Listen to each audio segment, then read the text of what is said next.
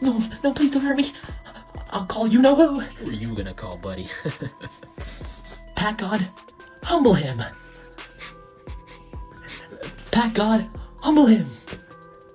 Yeah, go ahead. Recently on YouTube, there's been a noticeable shift happening across the platform. Stuff that people once thought was hilarious or entertaining is now getting labeled as cringe by the same internet crowd that used to hype it up. And once the internet stamps something as cringe, that reputation sticks hard. It's like a permanent tag that follows everything you do afterward, turning every clip, every joke, and every moment into something people line up to mock instead of enjoy. If I had to point to a perfect example of this kind of switch up, it would be Packgod.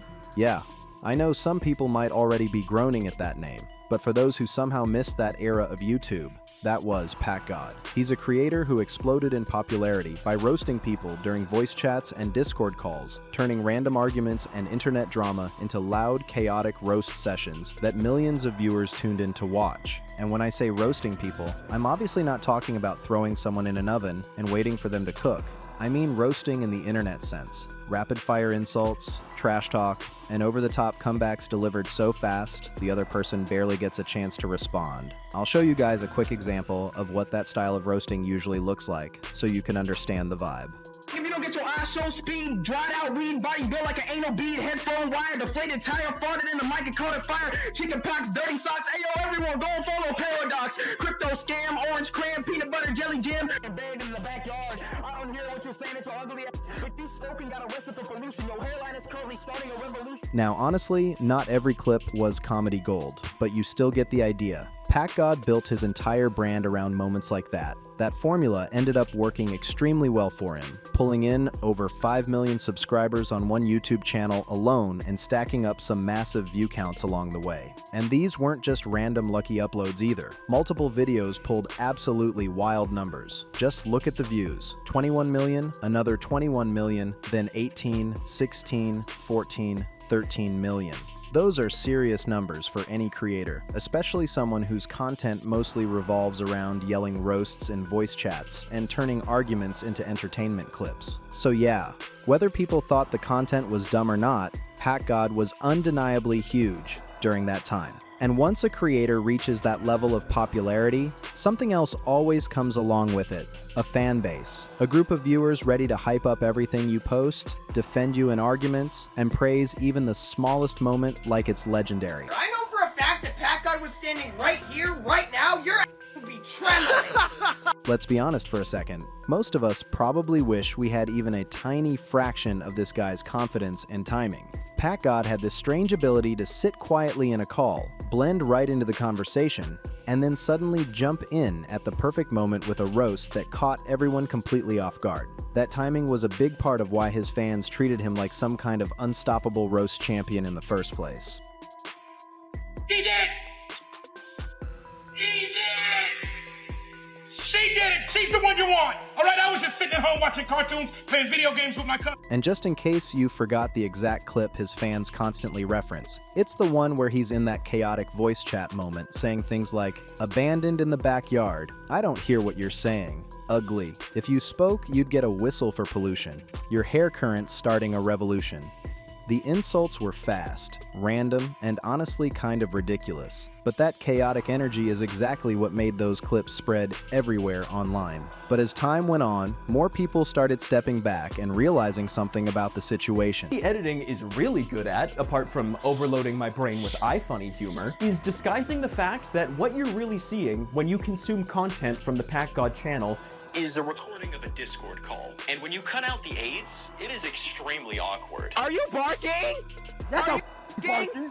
No, you wanna get loud in this? Shut up, boy, you like a velociraptor in a toilet bowl. Yo, Autumn, stop barking. Just stand there with your mouth down, Boy, you like a velociraptor in a clogged toilet bowl. Boy, you like an off-brand Ben 10 character. Now you ain't Ben 10, you Steven 9. Get your boy, you like you got a scrub for barking at your lunch lady. Shut your ass up, but you ain't from Jurassic Park. You The fan base surrounding Packgod had gotten a little too intense. Some fans genuinely acted like every single roast he delivered was some genius-level performance, even when the jokes were pretty basic. Because of that, people across the internet started making memes and clowning on Packgod's fanbase non-stop.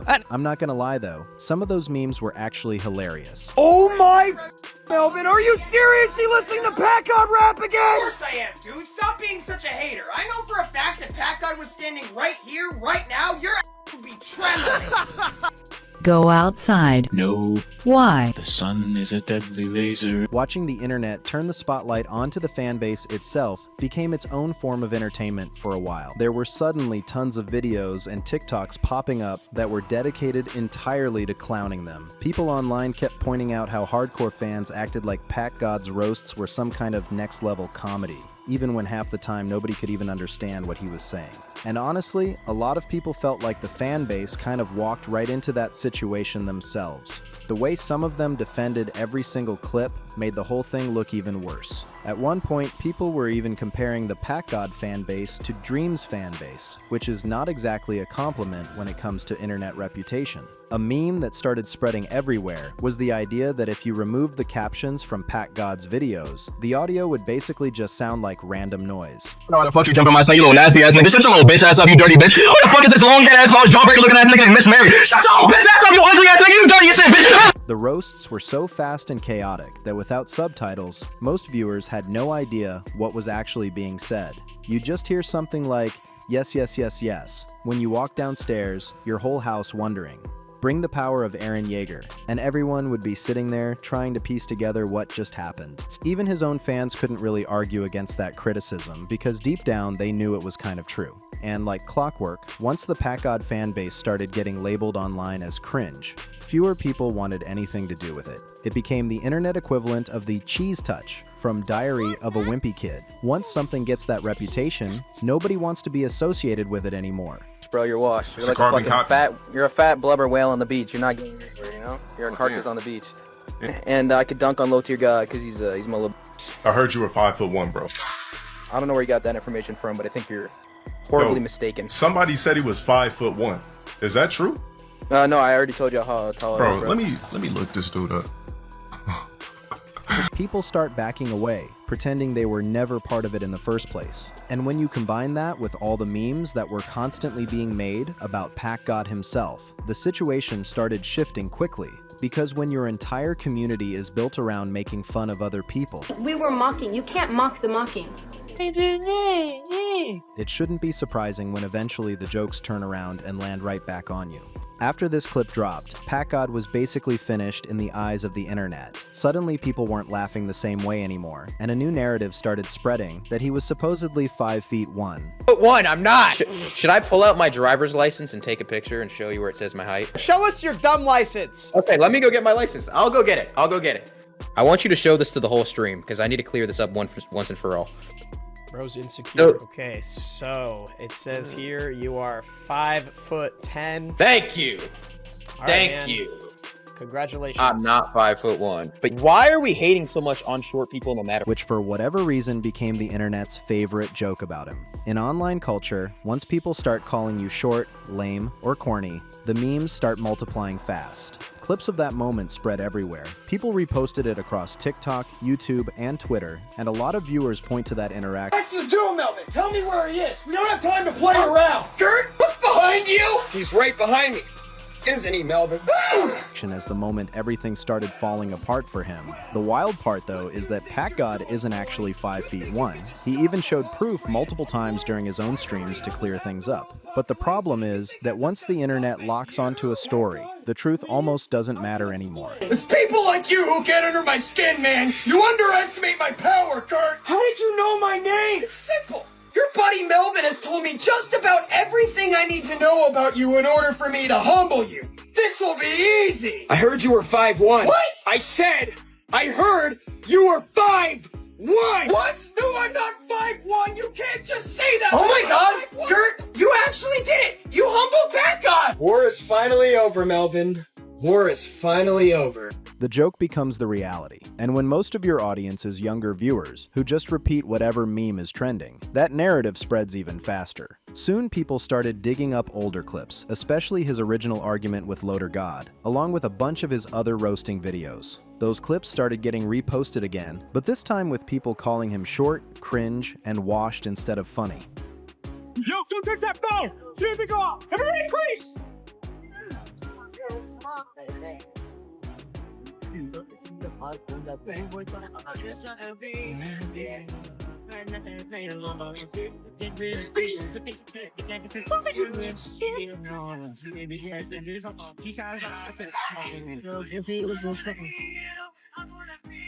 If you type Packgod into the search bar now, you'll notice something right away. There's barely anything positive popping up anymore. It's almost entirely memes. Shut your Google Chrome, no home flip. Yo, who are you listening to? Oh, me? I'm just listening to Packgod, the greatest artist of our generation. No way you just said that. This guy's not real. Why are you guys laughing? If Packgod was here right now, you wouldn't say a word. How dare you? Hey, isn't Packgod like 5'1" and fat? So what if he's 5'1" and fat? Hey, you know what? I actually have Packgod on Discord speed dial. Wouldn't it be great if I just gave him a call, huh? Oh, shiver me timbers, you're gonna call Packgod. Oh no. You guys aren't ready. Yeah. Packgod, humble them. Videos mocking him, edits clowning him, and endless clips turning his own roasting style into a joke against him. And honestly, TikTok played a huge role in keeping that wave going. I'm not even going to lie though, some of those memes are ridiculously funny. There are so many of them that it feels like an endless supply of people lining up just to take another shot at him. But the interesting thing about a lot of these meme creators is that many of them used to be fans. If you click on random videos with titles like Packgod is so buns, you'll often see the person who posted it admitting they used to watch him 2 years ago and thought he was entertaining back then. Then when you start reading through the replies, you notice the same pattern repeating everywhere. Comment after comment from people saying they used to be big Packgod fans, but now they mainly watch videos criticizing him or clowning his content. And the harsh reality is that over time, the criticism only kept getting stronger. It didn't slow down at all. In fact, not that long ago, a YouTuber named Fleasfire uploaded a viral video titled Packgod, the Lord of Corny. That video added even more fuel to the growing pile of jokes being made about him online. And even though that video made some solid points and was honestly pretty entertaining to watch, it didn't really help Packgod's situation at all. If anything, it just multiplied the hate and brought even more attention to the criticism surrounding him. Videos like the one from Fleasfire ended up reopening the discussion all over again, which meant a whole new wave of people started piling on. To his credit, Packgod did eventually respond to some of those criticism videos. He made a response addressing creators like Fleasfire and others who had been calling him out. And honestly, the response itself wasn't bad. He explained his side and pushed back against some of the claims being made about him. The problem is that by that point, most people had already made up their mind. So I took the opportunity to spam chat, and this is Packgod's reaction. Lettuce. Who is Lettuce? Lettuce is a stupid guy who calls me egg all the time.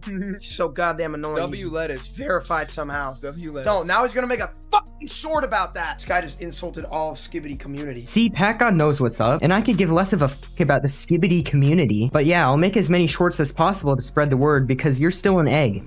And on the internet, once the public opinion locks in, it's extremely hard to change it.